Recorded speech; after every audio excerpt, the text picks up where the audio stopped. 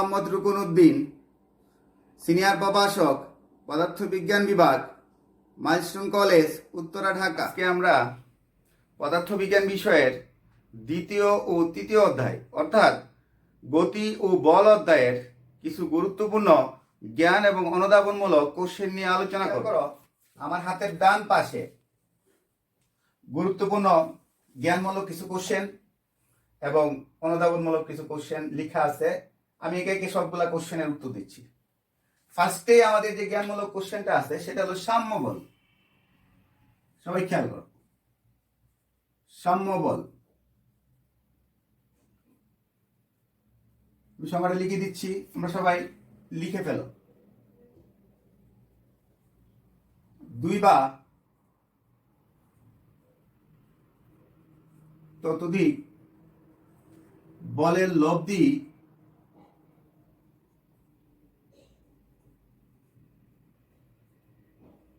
শূন্য হলে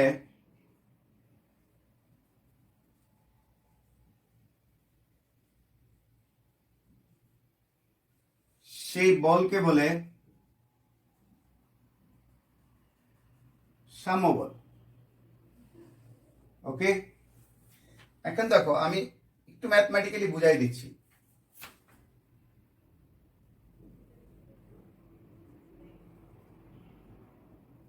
এবি রেখার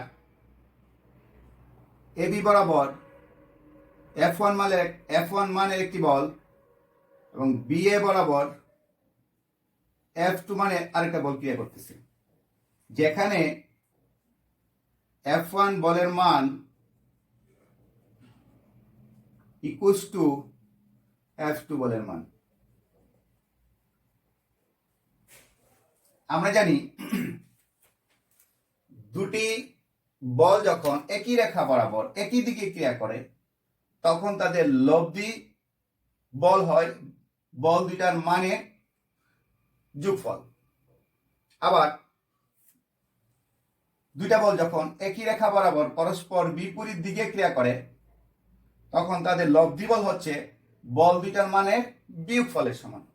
এখানে আমাদের F1 এবং F2 দুইটা বল একই রেখা বরাবর বিপরীত দিকে ক্রিয়া করতেছে, তাহলে তাদের লব্ধি বলটা হবে তাদের মানের বিয়োগফলের সমান, অর্থাৎ বল দুইটার মানের বিয়োগফলের সমান।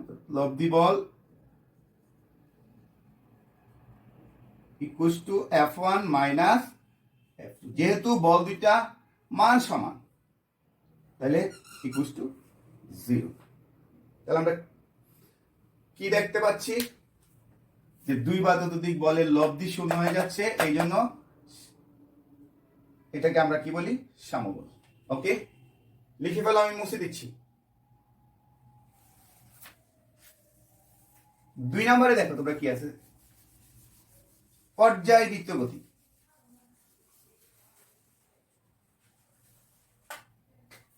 দুই নম্বর আছে পর্যায়বৃত্ত গতি।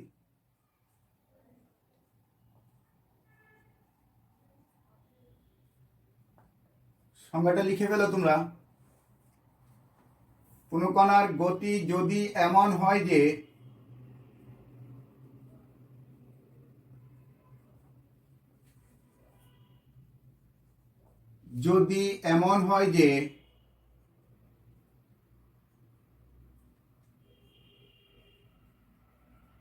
একই দিক থেকে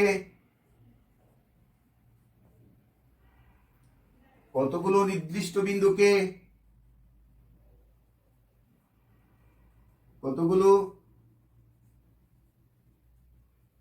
নির্দিষ্ট বিন্দুকে বারবার অতিক্রম করে চলতে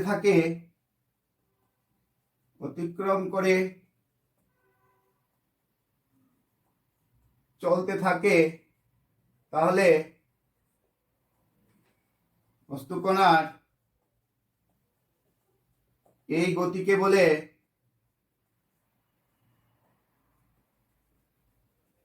পর্যায়বৃত্ত গতি।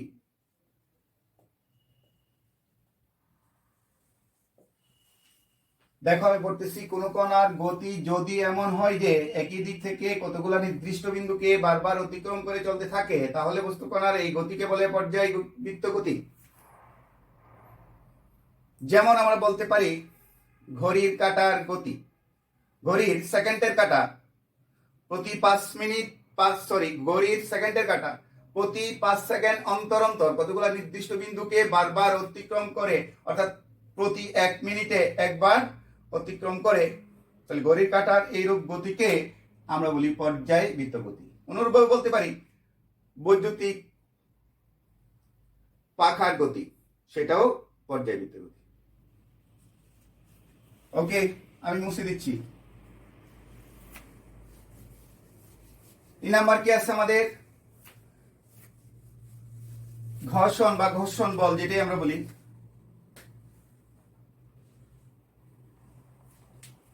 ঘর্ষণ বল, এটা ঘর্ষণও বলতে পারি, ঘর্ষণ বল, অসুবিধা নাই, বলটা দিয়ে দিই সাথে। ঘর্ষণ বল তোমরা লিখে নাও, আমি লিখে দিচ্ছি।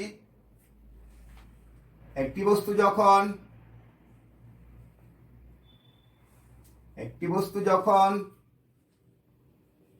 আরেকটি বস্তুর উপর দিয়ে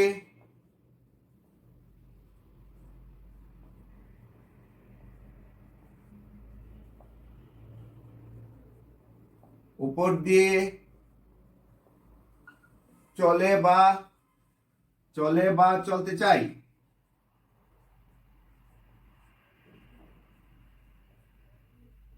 তখন বস্তুটির গতির বিপরীতে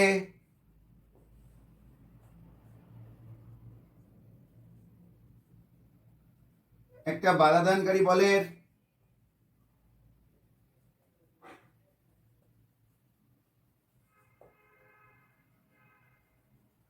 সৃষ্টি হয়।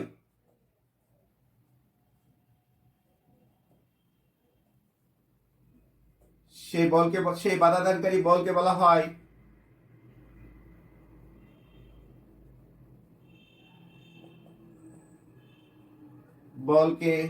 বলে ঘর্ষণ বল। দেখো আমি আবার পড়তেছি। একটি বস্তু যখন আরেকটি বস্তুর উপর দিয়ে চলে বা চলতে চায়, তখন বস্তুটির গতির বিপরীতে একটা বাধাদানকারী বলের সৃষ্টি হয়। সেই বাধাদানকারী বলকে বলে ঘর্ষণ বল। তোমরা একটু খেয়াল করো,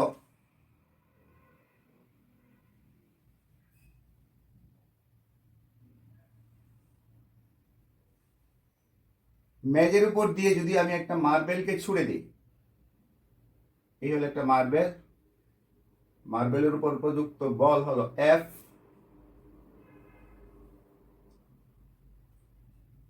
আর ঘর্ষণ বলটা আমরা দেখাচ্ছি এফ কে। এই এফ কেটাকে আমরা বলতেছি ঘর্ষণ বল। তাহলে দেখো আমি একটা মেজের উপর দিয়ে একটা মার্বেল ছুড়ে দিলাম, কি হয়? মার্বেলটা আস্তে আস্তে আস্তে আস্তে সামনে গিয়ে থেমে যায়। এর অর্থটা হলো ঘর্ষণ বল আসছে বলেই মার্বেলটা থেমে যায়। যদি ঘর্ষণ বল না থাকতো তাহলে বস্তুটা কি, মার্বেলটা সমবেগে চলতেই থাকতো নিউটনের সূত্রানুসারে। তাহলে এই ঘর্ষণের জন্যই, অর্থাৎ এই এফ কে বলের জন্যই এই মার্বেলটা যতই সামনের দিকে আগায়া যায়, তার উপর কি একটা বাধাদানকারী বল ক্রিয়া করতেছে, ফলে মার্বেলটা আস্তে আস্তে থেমে যাচ্ছে। এই বাধাদানকারী বলটা হলো এফ কে। এই এফ কে বলের জন্যই বস্তুটা থেমে যায়, আর এফ কে হলো আমাদের ঘর্ষণ বল। আমি মুছে দিচ্ছি। এরপরে দেখো আমাদের সংজ্ঞা দেওয়া আছে তাৎক্ষণিক বেগ।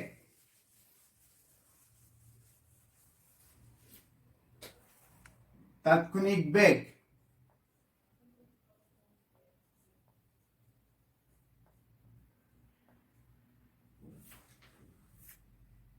সংজ্ঞাটা আমি লিখে দিচ্ছি। সময়ের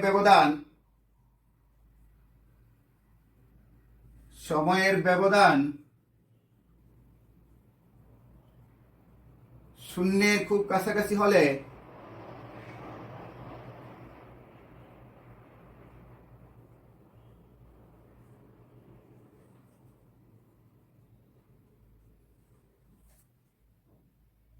নির্দিষ্ট দিকে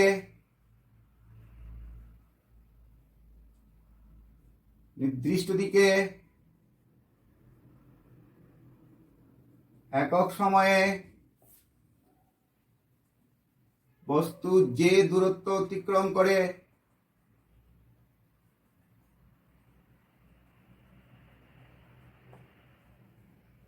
তাকে বলে তাৎক্ষণিক বেগ। আবার আমি বলি, সময়ের ব্যবধান শূন্যের খুব কাছাকাছি হলে নির্দিষ্ট দিকে একক সময়ে বস্তু যে দূরত্ব অতিক্রম করে তাকে বলে তাৎক্ষণিক বেগ। এটাকে যদি আমি ম্যাথমেটিক্যালি লিখি, limit del t tends to 0,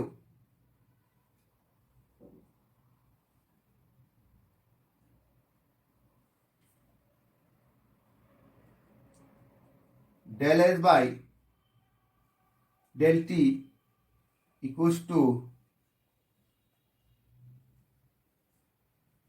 তাৎক্ষণিক বেগ equals to v।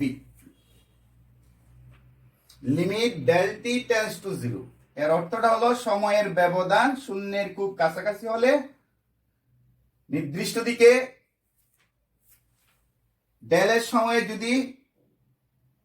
নির্দিষ্ট দিকে del t সময় যদি del s দূরত্ব অতিক্রম করে তাহলে একক সময়ে del s by del t দূরত্ব অতিক্রম করবে। আর সেই জন্যই limit del t tends to 0, del s by del t equals to তাৎক্ষণিক বেগ equals to v। লিখে বলো তোমরা, আমি মুছে দিব। ওকে, এরপরে আছে আমাদের বলের ঘাত।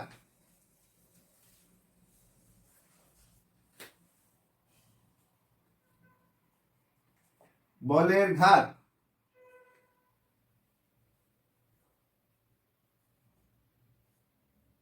তুমি খেয়াল করো, আমরা একটা ক্রিকেট বলকে যখন আমরা ব্যাট দিয়ে আঘাত করি, ঘটনাটা ঘটে অল্প সময়ের জন্য, প্রচন্ড বল তখন ক্রিয়া করে। আর সেই জন্যই বলের ঘাতের সংখ্যাটা আমি দিচ্ছি, তোমরা খেয়াল করো। অল্প সময়ের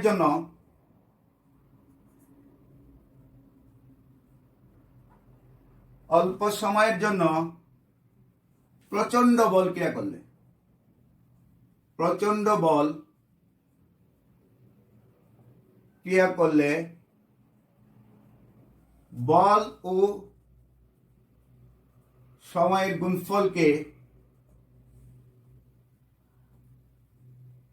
বলে বলের ঘাত। তার মানে বলের ঘাত ইকুয়ালস টু বল ইনটু সময়, দ্যাট মিন্স F ইনটু টি। আমি ফার্স্টেই বলছিলাম, একটা ক্রিকেটের বলকে যখন ব্যাট দিয়ে আঘাত করা হয় তখন ঘটনাটা ঘটে অল্প সময়ের জন্য প্রচন্ড বল ক্রিয়া করে। আর সেই অল্প সময়ের জন্য প্রচন্ড বল ক্রিয়া করলে বল এবং সময়ের যে গুণফল, সেই গুণফলটাকে আমরা বলি বলের ঘাত। ওকে, সবার লাস্টে যে জ্ঞানমূলক কোশ্চেনটা আছে সেটি হলো মহাকর্ষীয় ধ্রুবক জি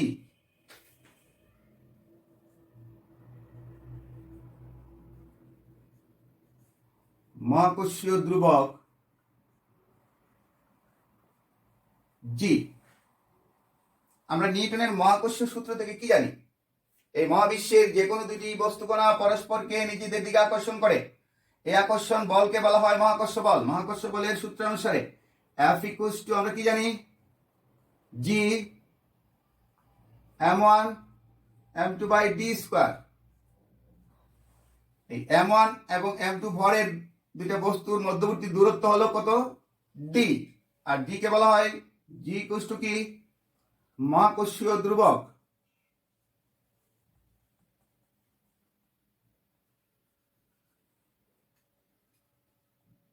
m1 ও m2 কি? বস্তুকণা দুটির ভর।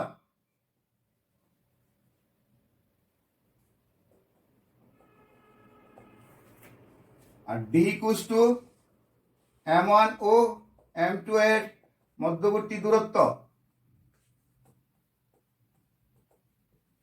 তোমরা খেয়াল করো, এই সমীকরণে, এই 1 নম্বর সমীকরণে যদি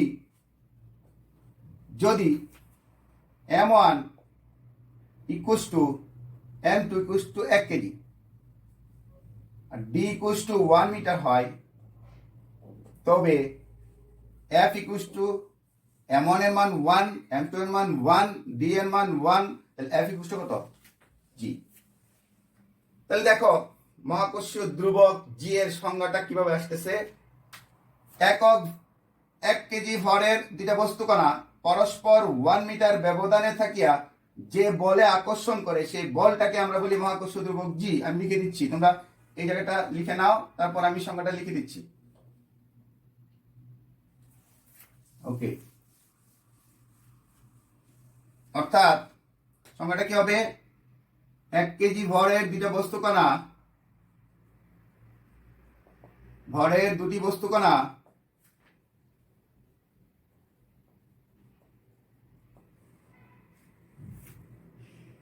পরস্পর 1 মিটার দূরত্বে থেকে যে বলে আকর্ষণ করে সেই বলকে বলে মহাকর্ষীয় ধ্রুবক g।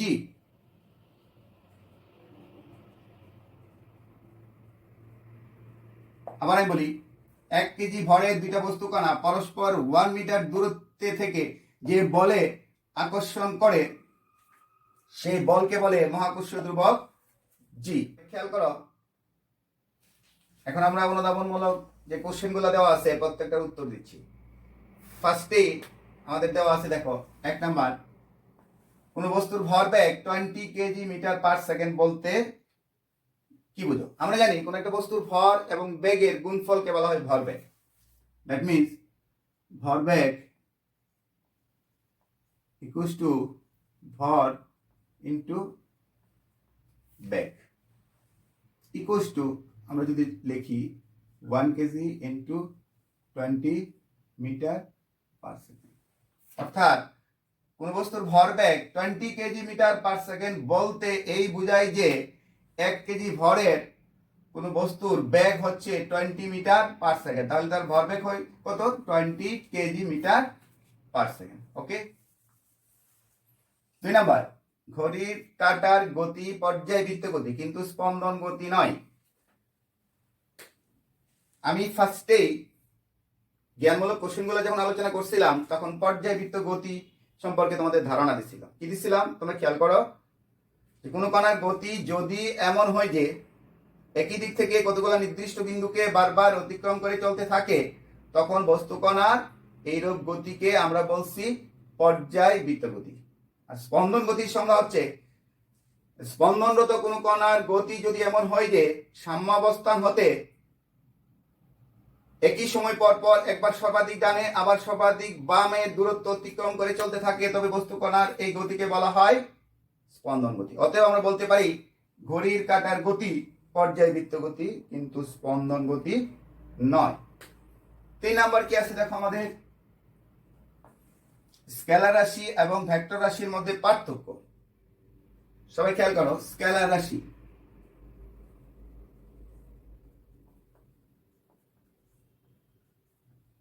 যে সমস্ত রাশির মান আছে কিন্তু দিক নেই, এদেরকে আমরা বলি স্কেলার রাশি। যেমন সময় 1টা বাজে, 2টা বাজে, 3টা বাজে, এই সময়ের মান আছে কিন্তু তার কোনো দিক নেই। ভর 1 কেজি ভর, 1 কেজি, 2 কেজি, 3 কেজি, এটসেট্রা ইত্যাদি ইত্যাদি, এই ভরের মান আছে কিন্তু তার কোনো দিক নাই। দ্রুতি, তার মান আছে কিন্তু তার কোনো দিক নেই ইত্যাদি। ভেক্টর রাশি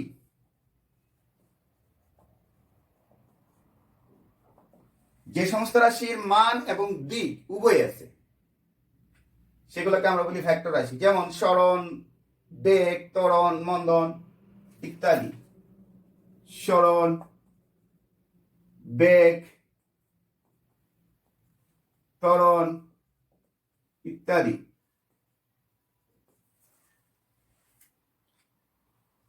তাহলে স্কেলার রাশি এবং ভেক্টর রাশির মধ্যে মূলত পার্থক্য হলো স্কেলার রাশির মান আছে, দিক নেই, আর ভেক্টর রাশির মান এবং দিক উভয় আছে। আরেকটি পার্থক্য আমরা বলতে পারি, স্কেলার রাশির যোগ বিয়োগ ইত্যাদি সাধারণ গাণিতিক নিয়মে করা যায়, পূরণ ভাগ ইত্যাদি সাধারণ গাণিতিক নিয়মে করা যায়, কিন্তু ভেক্টর রাশির যোগ বিয়োগ পূরণ ভাগ ইত্যাদি আমরা ভেক্টর গাণিতিক নিয়মে আমাদেরকে করতে হয়। ওকে, এরপরে দেখো 4 নাম্বার, অভিকর্ষ ত্বরণ জি এর মান বিভিন্ন স্থানে বিভিন্ন হয় কেন? 4 নাম্বার, জি এর মান, অভিকর্ষ ত্বরণ জি এর মান বিভিন্ন স্থানে বিভিন্ন হয় কেন? তোমরা সবাই খেয়াল করো, আমরা জানি ভূপৃষ্ঠে অভিকর্ষ ত্বরণ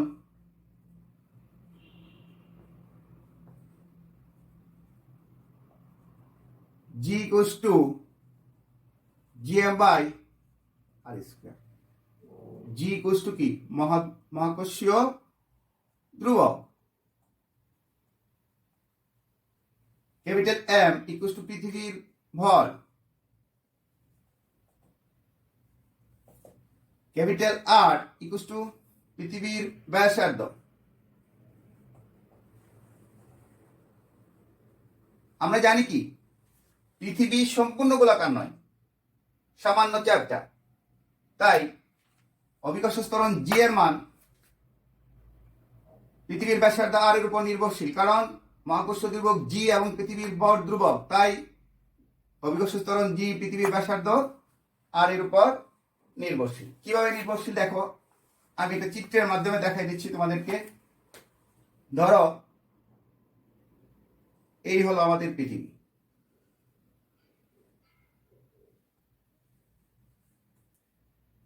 সুন্দর করে রাখি আমি। এই হলো আমাদের পৃথিবী, খেয়াল করো, হলো কেন্দ্র। এই যে মাঝখানে যে পেটমোটা অঞ্চল, এটাকে আমরা বলি বিষুব অঞ্চল। বিষুব অঞ্চল। আর এই অঞ্চলটা আমরা বলি মেরু অঞ্চল। খেয়াল করো তোমরা, এই হলো বিষুব অঞ্চলের ব্যাসার্ধ একটু বেশি, আর মেরু অঞ্চলে পৃথিবীর ব্যাসার্ধ কম। তাহলে এই আর এর মান মেরু অঞ্চলে পৃথিবীর ব্যাসার্ধটা কম হওয়ায়, আর এর মান কম হওয়ায় জি এর মান কম সংখ্যা দিয়ে ভাগ করলে আলটিমেটলি কি হয়ে যায়? বেশি হয়ে যায়। বেশি হবে না? আবার বিষুব অঞ্চলে পৃথিবীর ব্যাসার্ধ দেখো মেরু অঞ্চলের তুলনায় কি অনেক বেশি, অনেক বড়। তাই বড় সংখ্যা দিয়ে যদি ভাগ করি, আলটিমেটলি রেজাল্ট আসবে কি আমাদের ছোট। তাহলে আমরা কি দেখতে পাইতেছি? মেরু অঞ্চলে পৃথিবীর ব্যাসার্ধ কম হওয়ায় জি এর মান বেশি, আর বিষুব অঞ্চলে পৃথিবীর ব্যাসার্ধ বেশি হওয়ায় জি এর মান কম, আর ভূকেন্দ্রে বস্তুর কোনো ওজন নেই বলে জি এর মান 0। অতএব আমরা কি বলতে পারি? ভূপৃষ্ঠের বিভিন্ন জায়গায় জি এর মান ভিন্ন।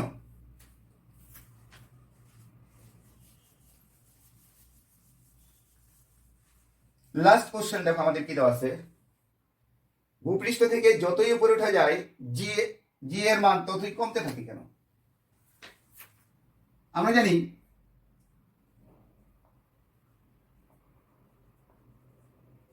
ভূপৃষ্ঠে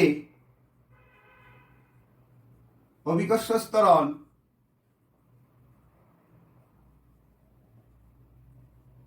জি ইকুয়ালস টু gm/r²। ভূপৃষ্ঠ থেকে এই উচ্চতায় ত্বরণ G prime equals to gm/r+h²।